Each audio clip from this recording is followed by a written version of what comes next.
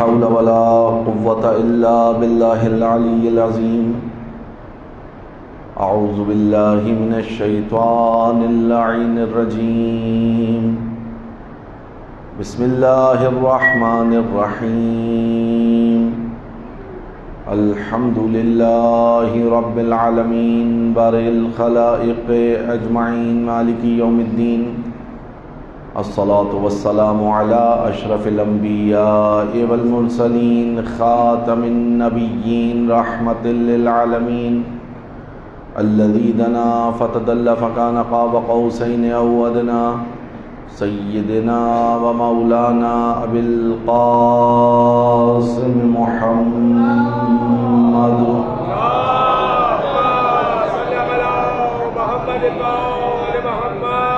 وأهل بيته الطيبين الطاهرين المعصومين المظلومين الذين أذهب الله عنهم الرجس وطهرهم تطهيرا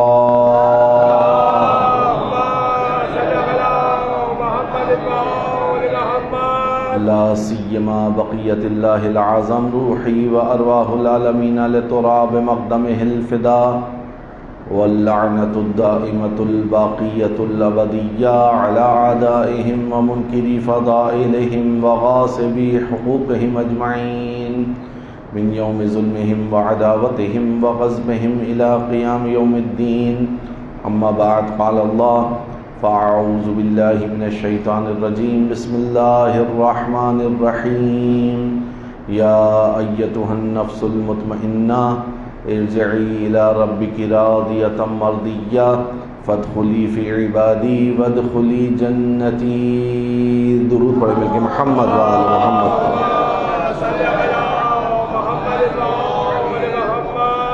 پھر ایک صلوات پڑھے مل کے محمد وآل محمد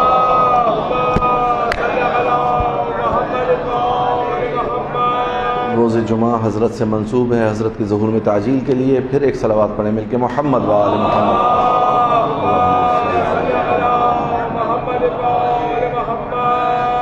مومنین اکرام و ارباب اعزاء نفس مطمئنہ کے عنوان سے جن سلسلہ مباحث کو شروع کیا تھا تو ترتیب کے اعتبار سے یہ ہمارا دوسرا عشرہ ہے نفس مطمئنہ کے ہی ٹاپک پہ اور مجلس کے اعتبار سے اس سال کی ہماری دوسری مجلس ہے کل آپ اہل ایمان کی خدمت میں بیان کیا کہ امام حسین علیہ السلام جو بدرجہ اتم مصداق ہیں آیہ مجیدہ کا سورہ مبارکہ فجر میں جو اللہ تعالیٰ ارشاد فرما رہا ہے یا ایتھا النفس المطمئنہ اے مطمئن نفس والے ارجعی الی ربک راضیۃ مرضیہ پلٹ آ اپنے رب کی جانب اس حالت میں کہ تو اس سے راضی اور وہ تجھ سے راضی فادخلی فی عبادی بس داخل ہو جا میرے بندوں میں وادخلی جنتی داخل ہو جا میری جنت میں یہ مسلسل جو اس پر اصرار کیا جا رہا ہے فادخلی فی عبادی وادخلی جنتی کہ داخل ہو جا میرے بندوں میں داخل ہو جا میری جنت میں یہ میرے بندے اور میری جنت کیا ہے اس طرف توجہ کی ضرورت ہے میرے بندے اور میری جنت کیا ہے آپ اگر نگاہ کریں کہ جنت کے تمام تر درجات پروردگار عالم نے ہی خلق کیے ہیں پروردگار عالم نے ہی جنت کو بنایا ہے بندے بھی سارے کے سارے اللہ نے ہی خلق کیے ہیں اس کے علاوہ تو کوئی اور خالق نہیں ہے بس یہاں پر جو کہا جا رہا ہے میرے بندوں میں یہاں میرے بندوں سے مراد یہ ہے کہ جن لوگوں نے اللہ کی بندگی کو اختیار کیا انہی کے لیے یہ نفس مطمئنہ کا عنوان جچتا ہے اور پھر آپ کے سامنے بیان کیا کہ یزید کی مخالفت جس انداز سے سید الشہداء حضرت ابو الاحرار امام حسین علیہ السلام نے کی ہے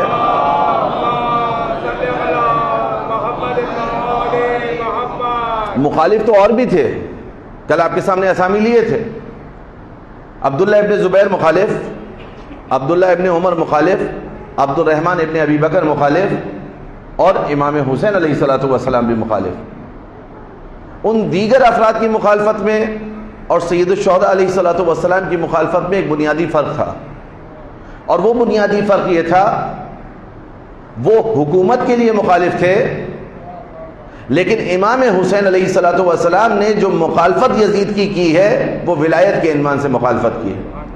اچھا، اب یہ ولایت اور حکومت میں فرق کیا ہے؟ ممکن ہے آپ میں سے کوئی جوان سوال کرے کہ مولانا اب تک تو آپ علماء یہی بیان کرتے چلے آ رہے تھے، مسلسل ہم نے سنا کہ امیر المومنین علیہ الصلوۃ والسلام کی ولایت یعنی امیر المومنین علیہ الصلوۃ والسلام کا حق حکومت رسول اکرم صلی اللہ علیہ وآلہ وسلم نے غدیر کے میدان میں جو کہا من کنت مولا فہذا علی المولا، اس سے برادران اہل تسنن مراد دوست کے لیتے ہیں، آپ حاکم کے لیتے ہیں۔ تو آپ نے یہ جو کہا کہ وہ حکومت کے لیے مخالف تھے اور یہ ولایت کے لیے مخالف تھے، تو فرق کیا ہے؟ تو اگر ولایت میں اور عام حکومت میں فرق یہ ہے کہ ولایت من جانب اللہ ہوا کرتی ہے، لہذا وہ ولایت جو من جانب اللہ ہو اسی ولی اللہ کو حق حکومت حاصل ہے۔ ولایت کا ایک حصہ حکومت بھی ہے، لیکن ولایت پوری کی پوری اس حکومت کے اندر منحصر نہیں ہے۔ ایک مل کے صلوات پڑھے محمد و آل محمد پر۔ یہ عنوان الہی ہے، یہ پروردگار عالم نے ایک مرتبہ عطا کیا ہے، ایک رتبہ عطا کیا ہے سید الشہداء علیہ الصلوۃ والسلام کو، اور آپ کے بابا امیر المومنین اور آپ کے بھائی امام حسن مجتبیٰ کو، اور دیگر معصومین علیہ السلام۔ بس امام حسین علیہ الصلوۃ والسلام نے جو یہ ولید کے دربار میں یزید کا تعارف کرایا تھا، اور اس تعارف میں کہا تھا وَيَزِيدُ رَجُلٌ شَارِبُ الْخَمْرِ قَاتِلُ النَّفْسِ الْمُحْتَرَمَةِ مُعْلِنُ بِالْفِسْقِ مِثْلِي لَا يُبَايِعُ مِثْلَهُ، مجھ جیسا اس جیسے کی بیعت نہیں کرے گا۔ تو اب ہمارے جوانوں کے ذہن میں بات آئے گی نا کہ یزید میں ہی خالی فسق و فجور تھا۔ موضوع حساس ہے، اس لیے بہت سرعت سے یہاں سے گزروں گا کہ یزید ہی خالی فاسق تھا۔ سوال ہے آپ سے، امام حسین علیہ الصلوۃ والسلام کے قیام کا ہدف و مقصد کیا ہے؟ کیوں سید الشہداء علیہ الصلوۃ والسلام قیام فرما رہے ہیں؟ اور اس کمال اطمینان کے ساتھ کہ کوئی ساتھ دے نہ دے، کوئی ساتھ آئے نہ آئے، امام حسین علیہ الصلوۃ والسلام اس راہ پر چلتے ہوئے نظر آ رہے ہیں، کیونکہ فرصت میسر آ چکی تھی۔ اب وہ موقع تھا کہ اگر امام حسین علیہ الصلوۃ والسلام یہ قیام نہ فرماتے تو دین کی آج رمق بھی باقی نہ ہوتی۔ بالکل اسی طرح جس طرح امام حسن مجتبیٰ علیہ الصلوۃ والسلام اگر اس وقت صلح کی شرائط نہ لکھتے تو دین نہ بچتا، اسی طرح امام حسین علیہ الصلوۃ والسلام اگر اس وقت قیام نہ کرتے تو دین نہ بچتا۔ اس دین کے بچانے میں ضرور بے ضرور ہم یہ بات کہا کرتے ہیں کہ امام حسین علیہ الصلوۃ والسلام نے دین کو بچایا، لیکن امام حسین علیہ الصلوۃ والسلام کے اس کارنامے کے پیچھے امام حسن مجتبیٰ علیہ الصلوۃ والسلام کا اقدام تھا، اور امام حسن مجتبیٰ علیہ الصلوۃ والسلام کے اس اقدام کے پیچھے خود امام علی علیہ الصلوۃ والسلام کے 25 سال کا صبر تھا۔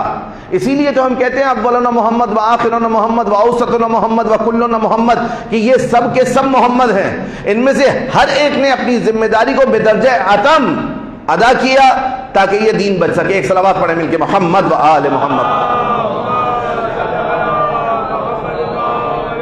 بس امام حسین علیہ الصلوۃ والسلام نے جو یہ قیام فرمایا، اس وقت امام حسین علیہ الصلوۃ والسلام کا اگر کوئی ساتھ نہ بھی دیتا، وقت آ چکا تھا کہ امام حسین علیہ الصلوۃ والسلام اب قیام کرے اور اس کا ثمرہ حاصل ہو۔ خود امام حسن مجتبیٰ علیہ الصلوۃ والسلام بھی جنگ کے لیے نکلے تھے۔ ایک اور صلوات پڑھ دیں محمد و آل محمد پر، اگر تیز ہو سکتا ہے تھوڑا تیز کر دیں۔ پھر ایک صلوات پڑھیں مل کے محمد و آل محمد پر۔ آپ لوگ لطفاً تھوڑا تھوڑا آگے آ جائیے، مجھے پڑھنے میں آسانی ہو جائے گی، پنکھے کی اتنی ضرورت نہیں ہے، میں تحمل کر رہا ہوں، تھوڑا آپ بھی تحمل کر لیں۔ ایک اور صلوات پڑھیں مل کے محمد و آل محمد پر۔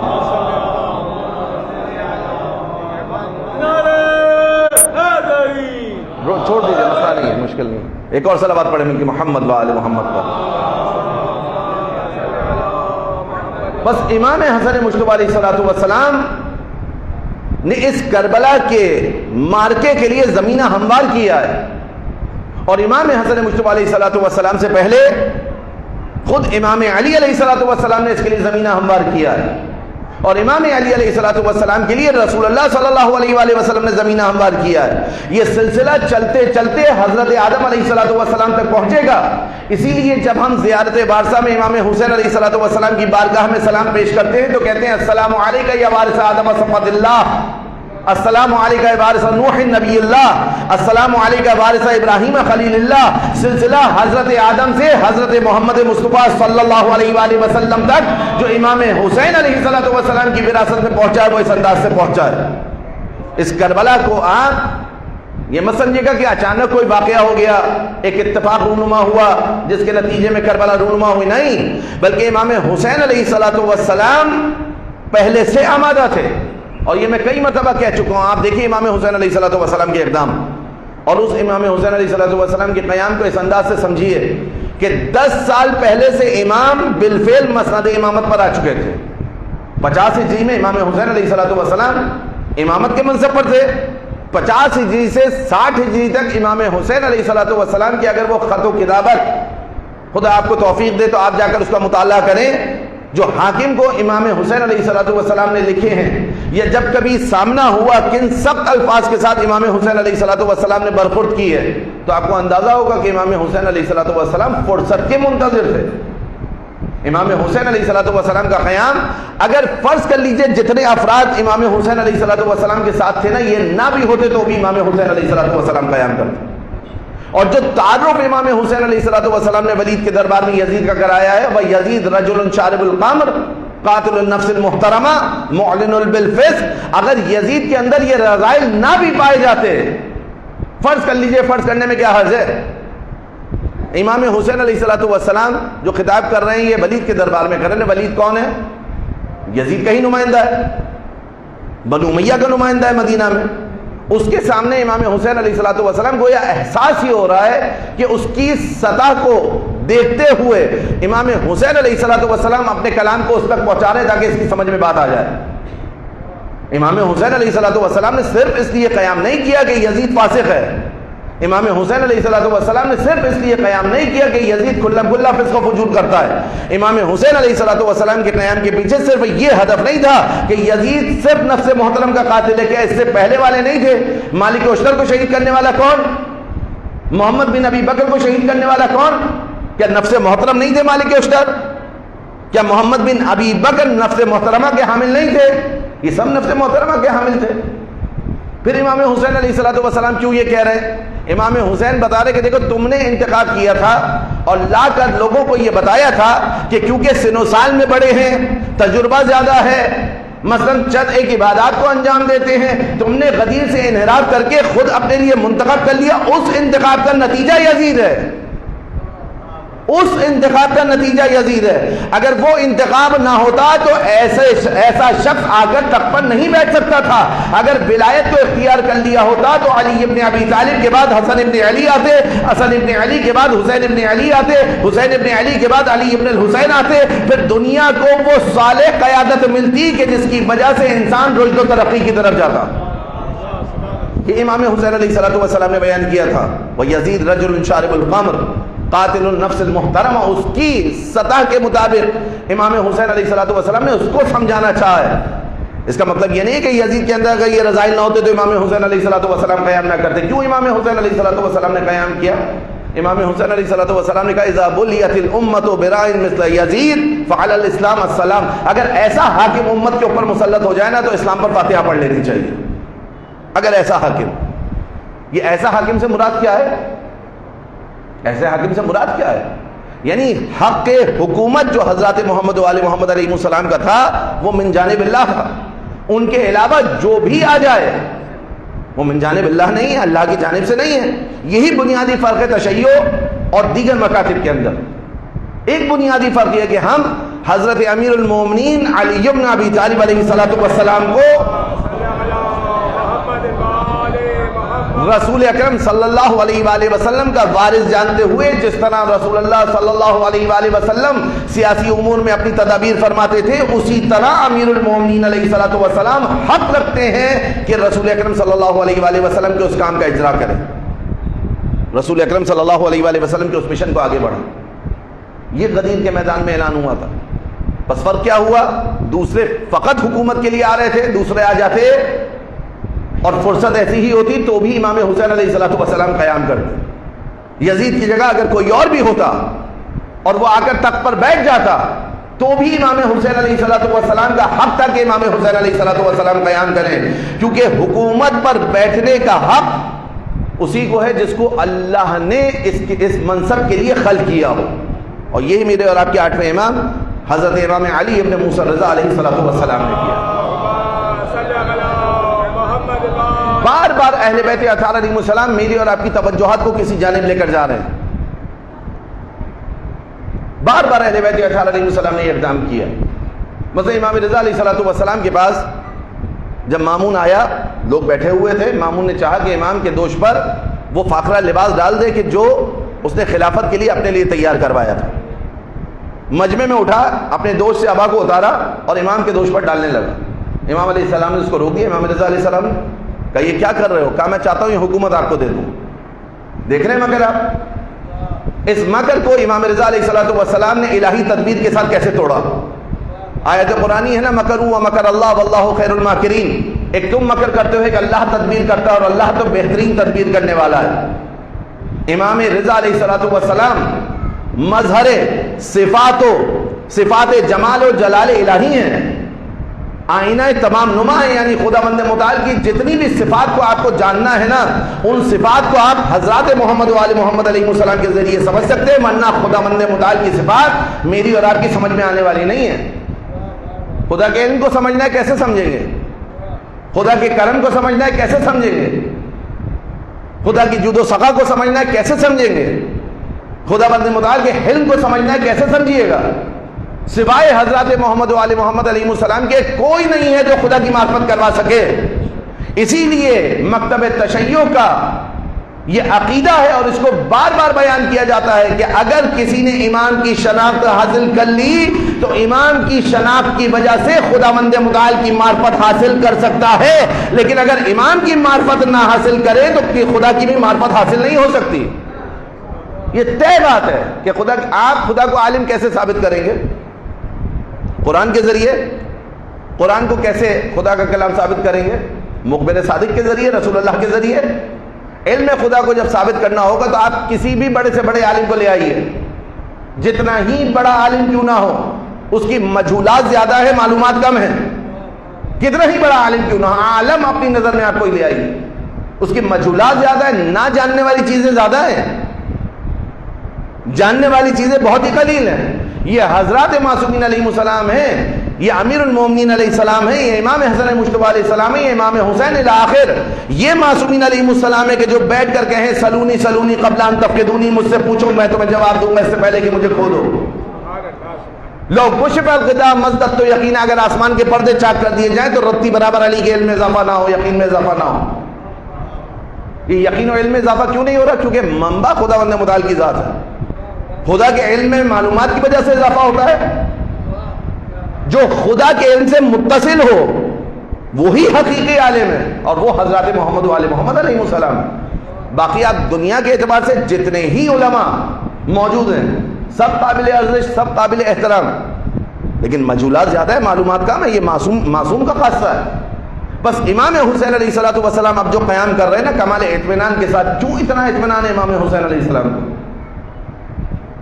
آ کر اپنے بھی پرائے بھی روک رہے ہیں امام حسین کو. ام سلمہ سلام اللہ علیہ روک رہی ہیں، محمد حنفیہ روک رہے ہیں، عمر اطرف روک رہے ہیں. امام حسین علیہ السلام کہہ رہے ہیں میں ارادہ کر چکا ہوں. مدینہ پہنچے، مکہ پہنچے. مکہ پہنچنے کے بعد عبداللہ ابن زبیر روک رہے ہیں، عبداللہ ابن عمر روک رہے ہیں، ابن عباس روک رہے ہیں.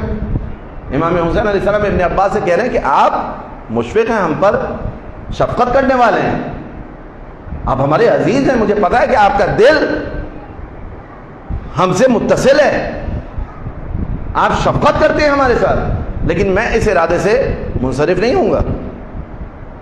یہ اطمینان نہیں تو کیا ہے؟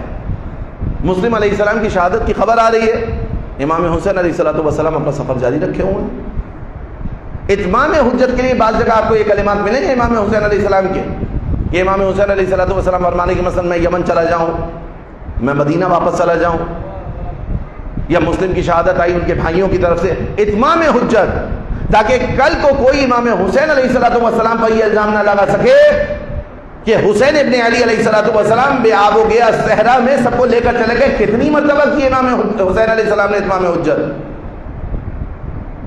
راستے بھر بتاتے رہے. مکہ میں جو امام حسین علیہ السلام نے آخری خطبہ دیا ہے نا، اس خطبے میں امام حسین علیہ السلام جب عمرو بن سعید بن عاص کو یزید نے امیر حج بنا کر مکہ بھیجا، آیا وہ ظاہراً امیر حج تھا بن کر، یعنی حج کے امور کیا انتظام کرے، لیکن اس کو منصوبہ کون سا پائے تکمیل تک پہنچانا تھا کہ حسین ابن علی کو اسی حج کے دوران قتل کر دینا۔ حج کے دوران امام حسین علیہ السلام قتل ہو جاتے تو کیا ہوتا؟ احرام میں تمام مسلمان موجود جو اس وقت وہاں مکہ میں تھے، جوک در جوک قافلے آ رہے ہیں حج کرنے کے لیے۔ معلوم ہے کہ فرزند رسول خدا صلی اللہ علیہ وآلہ وسلم یعنی امام حسین علیہ السلام بھی وہاں موجود ہیں۔ اب اگر اس حالت میں امام حسین علیہ السلام قتل کر دیے جاتے تو الزام کس پر آتا؟ دقت کیجئے، الزام کس پر آتا؟ حاجیوں میں سے بھی کس حاجی پر آتا؟ بھئی یزید کی حکومت کے مخالف 4 افراد تھے، جن میں سے عبد الرحمن ابن ابی بکر کو تو راستے میں ہی وہ مریض ہوئے، طبیب کو دکھایا، دوا کھائی، اسی وقت دوا کھاتے ہی اس دنیا سے سفر کر لیا انہوں نے۔ باقی بچے 2 لوگ۔ یا الزام عبداللہ ابن عمر کے اوپر آتا، یا الزام عبداللہ ابن زبیر کے اوپر آتا، پھر اصل ہرکارہ بچ جاتا، پھر اصل مجرم چھپ جاتا۔ امام حسین علیہ السلام نے حج کو عمرے میں تبدیل کر کے امت مسلمہ کو اس مخمصے سے نکال کر واضح کر دیا۔ اب یزید تو شام میں تھا، امام حسین کربلا میں شہید ہوئے، مگر آج بھی آپ جا کر پوچھیں کہ امام حسین کا قاتل کون، برملا زبان پر آئے گا یزید۔ یہ کام تھا امام حسین علیہ السلام کا۔ اگر حج کے دوران امام حسین علیہ السلام کو شہید کر دیا جاتا، کیا خبر اڑائی جاتی کہ جناب حسین ابن علی نے بھی خروج کیا تھا، ان دونوں نے بھی بیعت کی مخالفت کی تھی، لہذا یہ آپس میں حکومت کے حاصل کرنے کی ایک جنگ تھی، جس میں سے ان دونوں میں سے کسی ایک نے ان کو مار دیا۔ اچھا نتیجہ کیا ہوتا؟ نتیجہ یہ ہوتا امام حسین علیہ السلام کو تو شہید کر دیا جاتا، بعد میں یہ 2 مخالف بھی بڑی آسانی سے امام حسین علیہ السلام کے قتل کے جرم میں مار دیے جاتے۔ اب یزید کے لیے بالکل کھلا میدان ہوتا، جو چاہے کرے، جیسے چاہے کرے، جب چاہے کرے۔ اب فسق و فجور کرنا ہے تو مسجد میں کیا، مسجد اموی میں کیا، مسجد الحرام میں بیٹھ کر کرے۔ یہ راستہ امام حسین علیہ السلام نے بند کر دیا، اور ایسا بند کیا کہ امام حسین علیہ السلام نے جو مکہ میں آخری خطبہ ارشاد فرمایا ہے، اس میں اپنے تمام تر امور کو بالکل واضح کر دیا۔ ایک صلوات پڑھیں مل کے محمد و آل محمد۔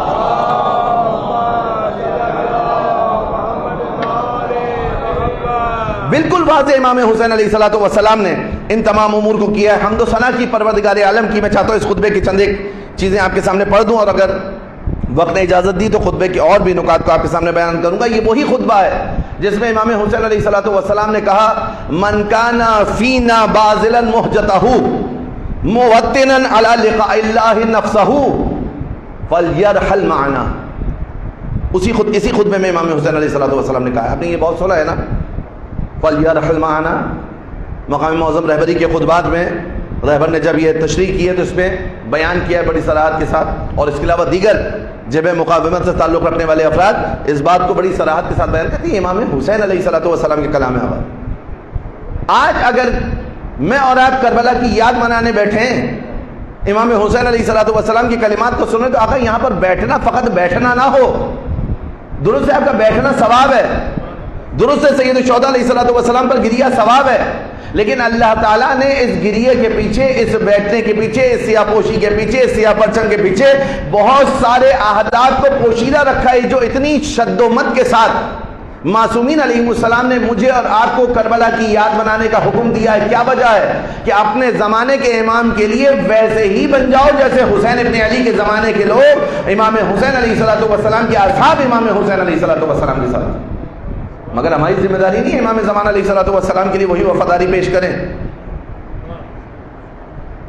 ممکن ہے کہ آپ آ کر یہاں پر کہیں کہ اس مورد پر کوئی حدیث دکھائیے، میں کہوں گا آپ اس مورد کی نفی میں کوئی حدیث دکھائیے کہ امام حسین علیہ السلام کے اصحاب جیسا وفادار مجھے امام زمان کے ساتھ نہیں ہونا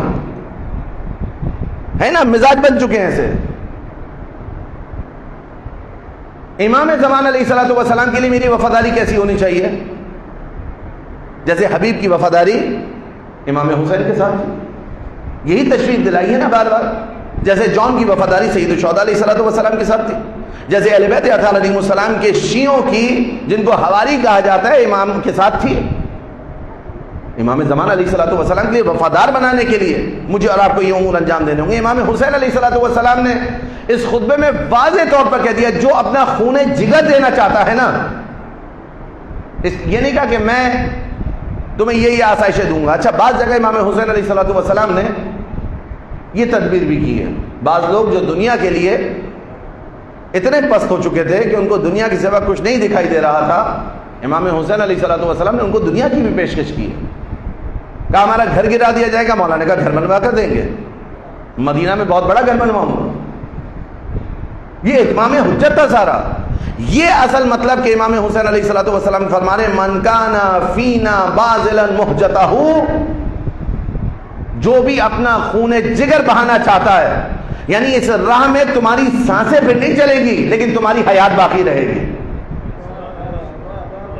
تمہاری سانسیں رک جائیں گی، تمہارا خون جگر بہہ جائے گا، تم اس راہ میں مارے جاؤ گے لیکن مردہ نہیں ہوگے۔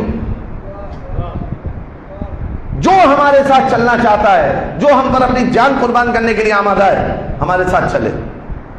امام حسین علیہ الصلوۃ والسلام نے مدینہ سے لے کر مکہ تک، مکہ سے لے کر کربلا تک مسلسل، مکہ سے کربلا کی 27 منازل ہیں، ان 27 میں سے ہر اہم منزل پر امام حسین علیہ الصلوۃ والسلام نے بار بار یہ بتایا ہے کہ کیا ہوگا، کیا ہونے جا رہا ہے۔ سپاہ نامی مقام پر، یہ مکہ سے 3 منزلوں دور تھا، یہاں پر امام حسین علیہ الصلوۃ والسلام کی ملاقات فرزدق سے ہوئی۔ فرزدق مکہ کی طرف آ رہے تھے اپنی والدہ کے ساتھ، امام حسین علیہ الصلوۃ والسلام سے سلام دعا کے بعد امام حسین علیہ الصلوۃ والسلام نے فرزدق سے پوچھا کہ تمہارا تعارف کیا ہے؟ فرزدق نے کہا میں ایک عرب ہوں۔ مولا نے کہا تھا اپنا تعارف کراؤ، یہاں سے جواب میں کہا میں ایک عرب ہوں۔ امام حسین علیہ الصلوۃ والسلام نے اس سے آگے ان سے تعارف نہیں مانگا۔ امام نے پھر کہا کہ کوفہ والوں کے حالات کیا ہیں، مشہور و معروف جملہ جو آپ سنتے ہیں۔ فرزدق نے کہا سیوفہم علیک قلوبہم معک، ان کے دل آپ کے ساتھ ہیں، ان کی تلواریں آپ کے خلاف ہیں۔ اگر امام حسین علیہ الصلوۃ والسلام نے کوفے والوں پر تکیہ کر کے قیام کیا تھا تو اس جملے کے بعد کیا ہونا چاہیے تھا؟ ابھی آپ علم امامت کا عقیدہ، عصمت کا عقیدہ، امام حسین علیہ الصلوۃ والسلام کے حوالے سے جتنے بھی عقائد آپ کے پاس ہے، الحمدللہ پروردگار عالم اس میں اور مضبوطی لے کر آئے۔ ابھی ان سب چیزوں کو ایک طرف رکھیے، آپ مجھے بتائیے کہ اگر ایک شخص کسی پر تکیہ کر کے قیام کے لیے نکلا ہو تو اس شخص کا رویہ یہاں پر کیا ہونا چاہیے تھا؟ اس نے کہا ان کے دل تو آپ کے ساتھ ہیں، ان کی تلواریں آپ کے خلاف ہیں، یعنی کہ آپ کے لیے اس راہ میں خطا ہے۔ سب کی نگاہیں یہی دیکھ رہی تھی۔ اس سے پہلی منزل پر، منزل تنیم پر، امام حسین علیہ الصلوۃ والسلام کے پاس حضرت عبداللہ ابن جعفر طیار، حضرت محمد ابن حنفیہ اور غالباً ابن عباس مکہ میں ملے تھے۔ محمد ابن حنفیہ اور عبداللہ ابن جعفر طیار بھی آئے۔ عبداللہ ابن جعفر طیار نے یہ اقدام کیا، پہلے امام حسین علیہ الصلوۃ والسلام کو ایک خط لکھ کر اون محمد کے ذریعے، یہ جو آپ سنتے ہیں نا کہ حضرات اون محمد علیہ السلام کو حضرت عبداللہ ابن جعفر طیار نے بھیجا تھا، یہ اسی منزل پر بھیجا تھا، تنیم پر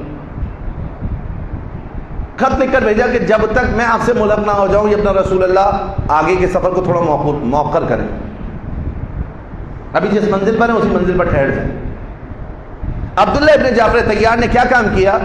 انہوں نے مکہ میں عمر بن سعید بن عاص، جس کو یزید نے امام حسین علیہ الصلوۃ والسلام کے قتل کے ارادے سے بھیجا تھا، اس سے جا کر گفتگو کی اور کہا کہ تم حسین ابن علی کے لیے ایک نامہ لکھو، امان نامہ۔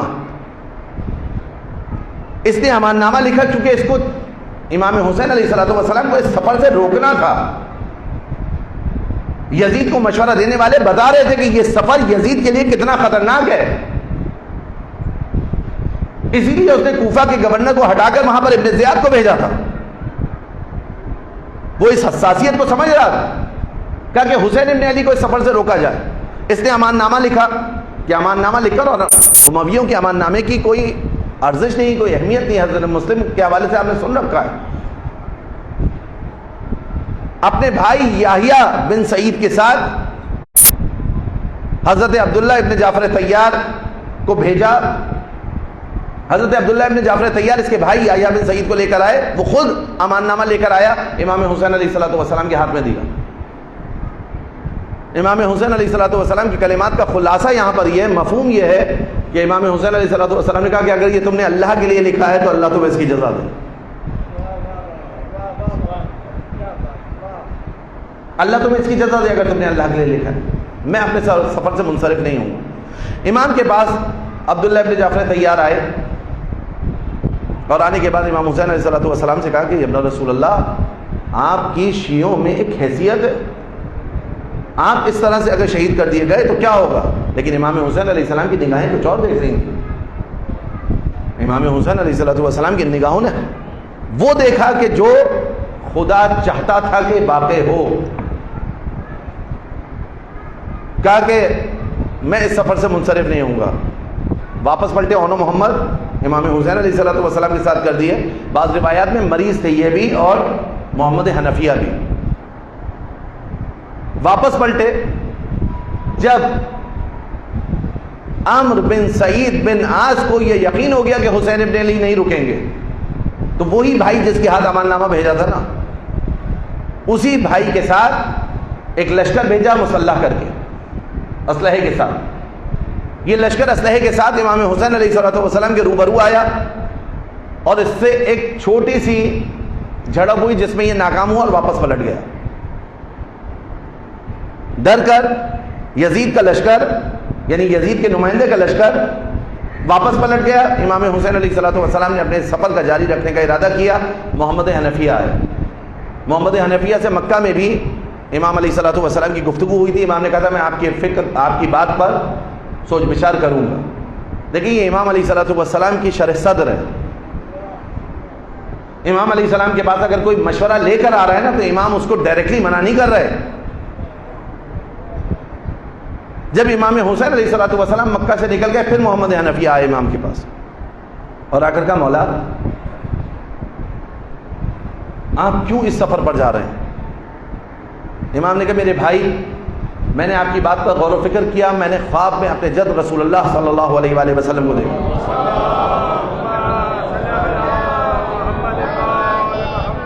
اور اسی طریقے کا جواب عبداللہ ابن جعفر طیار کو بھی دیا تھا. کہا کہ آپ مت جائیں. کہا مجھے رسول اکرم صلی اللہ علیہ وآلہ وسلم نے ایک ذمہ داری دی ہے. کہا کیا ذمہ داری دی ہے؟ کہا مجھے خواب میں رسول اللہ صلی اللہ علیہ وآلہ وسلم نے ایک امر کیا ہے، اس کو میں ترک نہیں کر سکتا. کہا کیا امر کیا ہے، کیا حکم دیا ہے، کیا ذمہ داری دی ہے؟ کہا یہ میں آپ کو نہیں بتا سکتا.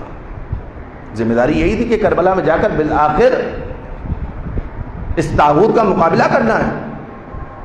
ورنہ یزید نے اپنے اعتبار سے پوری پلاننگ کر رکھی تھی کس طرح سے اس نہضت کو سرکوب کرنا ہے. امام حسین علیہ السلام نے اس کی بات کو نہیں مانا. اب جب فرزدق نے یہ کہا قلوبہم معک وسیوفہم علیک، تو اب آپ مجھے بتائیے اگر امام حسین علیہ السلام کا تکیہ گاہ کوفہ کے لوگ ہوتے تو امام حسین علیہ السلام کو سیاسی اعتبار سے، ٹیکنیکلی، جغرافیائی اعتبار سے، ہر اعتبار سے آپ سوچ لیجئے کربلا کے حوالے سے عقل تھک جائے گی. امام حسین علیہ السلام کا یہ اقدام بغیر عقیدہ عصمت کو نگاہوں میں رکھے ہوئے اور بغیر روایات اور زیارات کے آپ کو سمجھ میں نہیں آئے گا. یہ خود امام حسین علیہ السلام کی کلمات تھے جنہوں نے سمجھایا، جس نے ہمیں سمجھایا کہ کربلا ہے کیا. ورنہ ظاہری نگاہیں کیا دیکھ رہی ہیں؟ ظاہری نگاہیں یہ دیکھ رہی ہیں کہ امام حسین علیہ السلام نے قیام کیا اور اس قیام میں امام حسین علیہ السلام شہید ہو گئے، اہلیہ مسیر ہو گئے. یہ ہماری ظاہری نگاہیں. لیکن زیارت کیا بتا رہی ہے؟ زیارت بتا رہی کہ جہاد کیا اور اس جہاد میں عظیم کامیابی حاصل ہوئی. اسی لیے تو جب شہدائے کربلا کا ذکر آتا ہے تو میں اور آپ یہ کہتے ہیں یا لیتنی کنت معہم فافوز فوزا عظیما، یعنی عظیم کامیابی حاصل ہوئی ہے. اسی کربلا کی وجہ سے آج حق اور باطل مشخص ہو گیا. اسی کربلا کی وجہ سے آج ظالم اور مظلوم کے درمیان ایک خط کھنچ چکا ہے. اسی کربلا کی بدولت آج نور اور ظلمت واضح ہو رہا ہے، بالکل جس طرح قرآن نے کہا ہے نا کہ قرآن فرقان ہے حق اور باطل کے درمیان، اس قرآن کی عملی تفسیر کربلا ہے، اس قرآن کی عملی تفسیر کربلا ہے۔ بس عزیزان محترم، آج 2 محرم آ گئی، امام حسین علیہ السلام کربلا پہنچ گئے۔ ارادہ حسین ابن علی علیہ السلام جس پر کل بات ہوئی تھی کہ امام حسین علیہ السلام نے کہا تھا کہ میں اس سفر سے منصرف نہیں ہوں گا، وہ منزل آ گئی۔ میں نے کل مجلس کا آغاز ہی یہاں سے کیا تھا کہ امام حسین علیہ السلام کا ارادہ کس کا ارادہ ہے؟ خدا کا ارادہ ہے۔ امام حسین کو چاہیں اور وہ نہ ہو یہ ممکن ہی نہیں ہے، اصلاً امکان نہیں ہے اس کا۔ آپ نے سید الشہداء علیہ السلام و حضرت عباس علمدار علیہ السلام کی شہادت میں سنا ہوگا، خصوصاً جناب عباس علمدار علیہ السلام کی سواری کے حوالے سے، کہ جب آپ دریا پر پہنچے آپ نے کہا اے اسپِ باوفا تو پانی پی لے، سواری نے اپنے منہ کو پھیر دیا۔ اگر سواری ہے، حیوان ہے، اس کو یہ معلوم ہے کہ مجھے کب کیا عمل انجام دینا ہے۔ عجیب مرحلہ ہے۔ امام حسین علیہ السلام جب کربلا پہنچے ہیں نا، مقاتل میں لکھا ہے 7 گھوڑے امام حسین علیہ السلام نے تبدیل کیے، کیونکہ جب کوئی راوی، جس کو ہم اپنی اصطلاح میں رپورٹر کہتے ہیں، جب کوئی بات لکھ رہا ہوتا ہے تو وہ معنویات کی طرف نگاہ نہیں رکھتا، وہ ظاہر چیزوں کو دیکھ رہا ہوتا ہے، وہ مادیات کو دیکھ رہا ہوتا ہے۔ راویوں نے لکھا کہ امام حسین علیہ السلام نے 7 گھوڑے ایک کے بعد دیگرے بدلے، گھوڑے آگے نہیں بڑھے۔ اب آپ بتائیے ارادہ حسین ابن علی کی وجہ سے نہیں بڑھے یا کوئی اور مسئلہ تھا؟ کسی اور اعتبار سے تو ہم یہ درک نہیں کر سکتے کہ گھوڑوں کو کیا پتا کہ کون سی زمین ہے کون سی زمین نہیں ہے۔ یہ ارادہ امام حسین علیہ السلام تھا کہ یزیدیت کو کربلا کے میدان میں لا کر چہرے سے نقاب کھینچ کر بتائیں کہ کیا ہے۔ اب کیونکہ امام حسین کا ارادہ نہیں تھا تو سواری کی مجال نہیں ہے کہ وہاں سے آگے بڑھ جائے۔ اتر گئے، کا خیمہ لگایا جائے، بیویاں جا کر خیموں میں بیٹھی۔ اس کے بعد اطراف کے لوگوں کو بلایا گیا، بنی اسد جن کا نام مشہور و معروف آپ نے سن رکھا ہے۔ امام حسین علیہ السلام نے سوال کیا کہ یہ کون سی سرزمین ہے؟ کسی نے کہا یہ ابن رسول اللہ، پہلے اپنا تعارف کرایا، کہا یہ ابن رسول اللہ، اس کو غازریہ کہتے ہیں۔ امام حسین علیہ السلام نے ما ہوا اسم آخر، کیا اس کا کوئی دوسرا نام بھی ہے؟ کہا مولا اس کو نینوا کہتے ہیں۔ امام نے کہا کیا اس کا کوئی دوسرا نام بھی ہے؟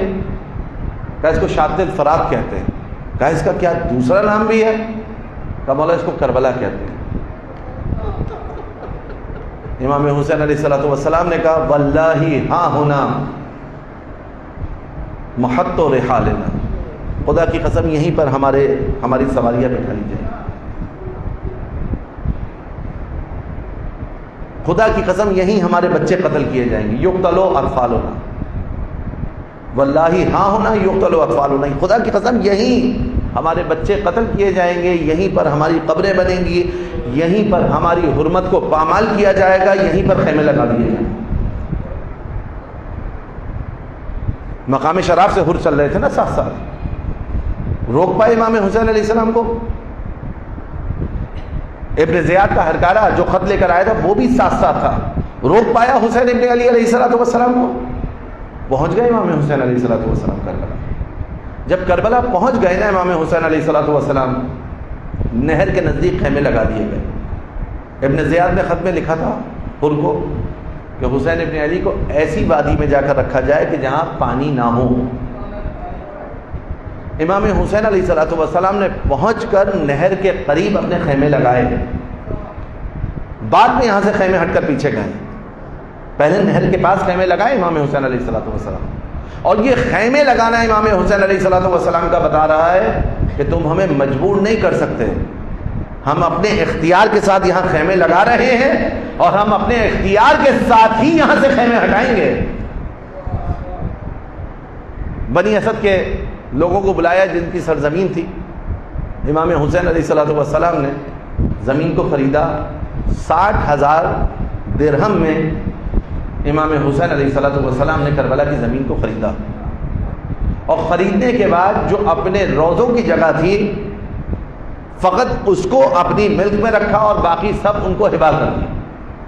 اور ہبا کرنے کے بعد امام حسین علیہ السلام نے کہا کہ دیکھو میں یہ زمین تمہیں دے رہا ہوں، ہم 8 دنوں کے بعد اسی سرزمین پر شہید کر دیے جائیں گے، یہاں پر ہماری قبور بنے گی، دیکھو میرے زائر کا اکرام کرنا، اگر میرا زائر بھوکا ہو پیاسا ہو تو اس کو پانی پلانا، اس کو کھانا کھلانا، میرا زائر اگر راستہ پوچھے تو ان کو ہماری قبروں کا راستہ بتا دینا، اگر میرے زائر کو کوئی احتیاج ہو تو تم اس کی احتیاج کو پورا کرنا، 3 دن تک میرے زائر کو مہمان رکھنا۔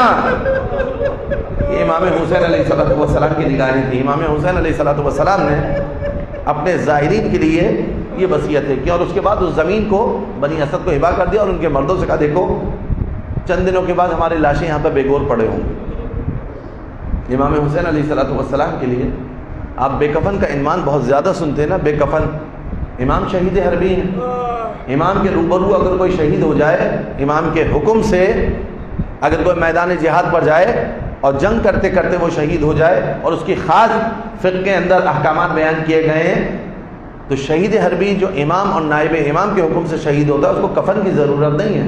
جانتے ہیں امام حسین علیہ السلام کو بے کفن کیوں کہا جاتا ہے؟ کیونکہ شہید کا لباس ہی اس کا کفن ہوتا ہے۔ امام حسین علیہ السلام کے تن حضر پر ان کا لباس بھی نہیں چھوڑا۔